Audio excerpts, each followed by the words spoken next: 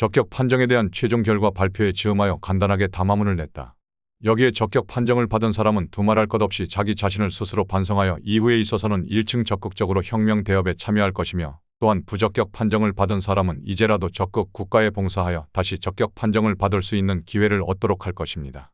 특히 적격 판정 불신청자에 대하여는 양심적이거나 또한 앞으로 국가재건에 기여 공헌하는 사람들을 다시 검토하여 적격 판정을 내리도록 할 것입니다. 정치정화위원회는 지속적으로 정치 적격 판정 대상에 대한 심의를 이어갔다.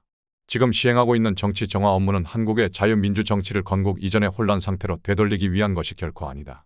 1948년 건국과 함께 의욕적으로 출범한 대한민국의 발전 궤도를 이어가면서 퇴폐적이고 무기력한 정치판을 새롭게 혁신하려는 것이다.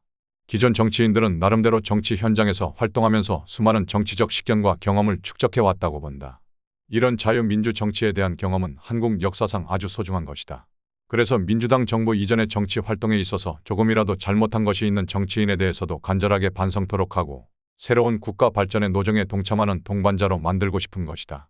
판정 결과에 대한 대상자들과 여론의 동향을 면밀하게 살피도록 관계자들에게 지시를 했다.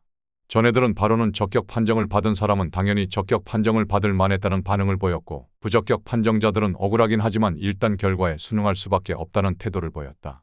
군사정부가 엄격하긴 하지만 해야 할 일을 제대로 하고 있다는 견해를 피력하는 정치인들과 언론 기사 내용이 많았다. 그동안 수고가 많았던 정화위원들과 김종필 중정부장, 이후락 공보실장 등을 안가 식당으로 불러 함께 저녁 식사를 하였다.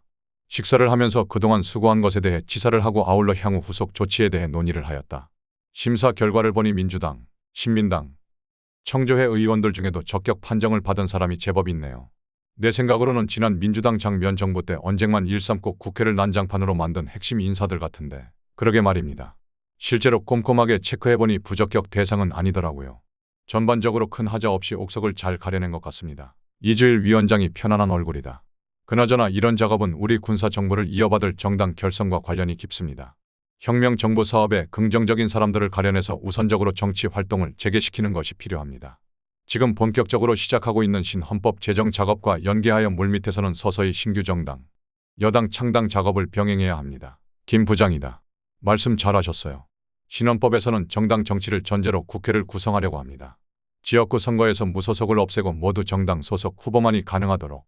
이것이 자유민주주의 국가의 정당 정치입니다.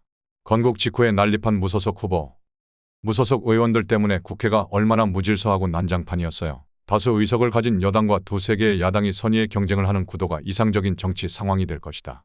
공산 국가처럼 일당 독재가 되어서도 안 되고 건국 직후처럼 수백 개의 군소 정당이 난립하는 것도 문제다. 지금 서서히 박 의장님의 대통령 출마설이 나돌고 있습니다.